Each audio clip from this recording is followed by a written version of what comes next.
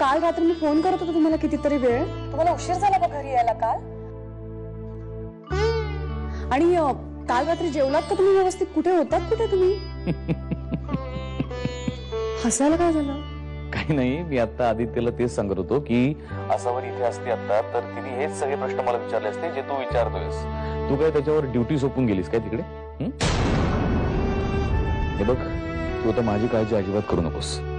4 दिवस गेलीस तिकडे माहेरी, जरा आनंदात राहा, इकडचं सगळं विसरून राहा. हा, मी एकदम व्यवस्थित आहे. मी काय लहान बाळ आहे का आता एवढी काळजी करायला? तुम्ही लहान बाळ नसलात ना तरी तुमची काळजी घ्यावीच लागते. कामाच्या व्यापात जेवायचं विसरून जाता तुम्ही नेहमी. ए बाबा, अरे कशाला एवढा मार खातो? तुला मारून मारून आमचे हात थकले. आता तरी सांगून टाक, कुठे आहे तुझी फॅमिली बाबा? नाही, जीव गेला तरी नाही सांगणार. कसा नाही सांगणार हा? त्याला काय करू सालक कळत नाही मला आता. साहेब काय काळजी करू नका, सोडून काढतो याला. बोलत का त्याला? 2 दिवसात 2,36,00,000 रुपये द्यायचे तुम्हाला. लक्षात आहे ना? हा, लक्षात आहे. आणि तुमच्या भाईला सांगा की अशी माणसं वगैरे माझ्या ऑफिसमध्ये पाठवून मला धमकवण्याची गरज नाही. मी घाबरत नाही कोणाला. माझ्या ऑफिसमध्ये येताना परमिशन घेऊन यावं लागतं. ठीक आहे, 2 दिवसात परमिशन घेऊन येऊ आणि पैसे घेऊन जाऊ. पण 2 दिवसात पैसे जर नाही मिळालेत ना तर तुम्हाला ढगात पोहोचवण्यासाठी आम्हाला कुणाच्याही परमिशनची गरज लागणार नाही.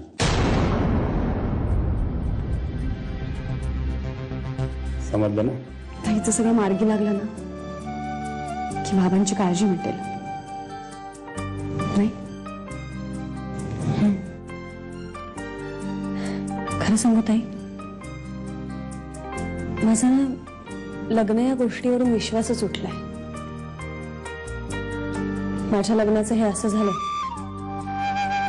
आणि अंतराने तरी कुणाचं काय वाईट केलं होतं म्हणून तिच्या नशिबात हे असं काही लिहून ठेवलंय.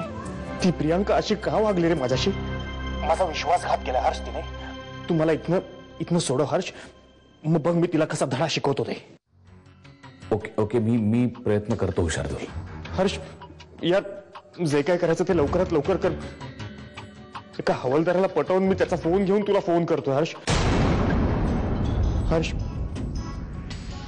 काहीतरी कर ना यार, प्लीज. डोंट वरी शार्दूल, तू काळजी करू नकोस. मी नक्की करतो काहीतरी. आणि ही सावली ताई, नमस्कार. तुम्ही बसा ना, मी आलेच.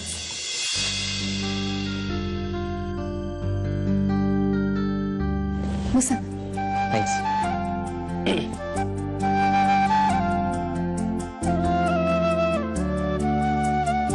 ताबडतोब निघ आणि ऑफिसला ये. आत्ता? अरे पण लगेच, खूप महत्वाचं काम आहे. कसलं काम? इथे आल्यावर सांगेन. अरे पण आत्ता कसं येऊ मी? कशीही ये, पण लवकरात लवकर पोहोच. काम तुझ्या फायद्याचं एवढं लक्षात ठेव. हर्ष पण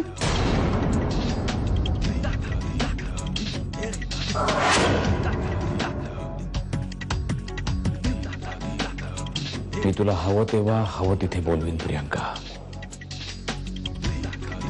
आणि तुला यावंच लागेल. ताई, तू त्याला बांधील नाहीयेस. तो सांगेल ते सगळं ऐकायला, सांगेल तसं वागायला. तू नाही म्हण सरळ त्याला. अरे मी तसं नाही करू शकत आहे. का? निदान ह्या केसचा सोक्षमोक्ष लागेपर्यंत तरी. पण निरंजन,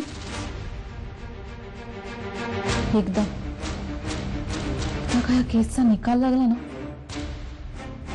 की मग बघ मी काय करते. तोपर्यंत तरी हर्षला झुलवत ठेवावंच लागणार आहे.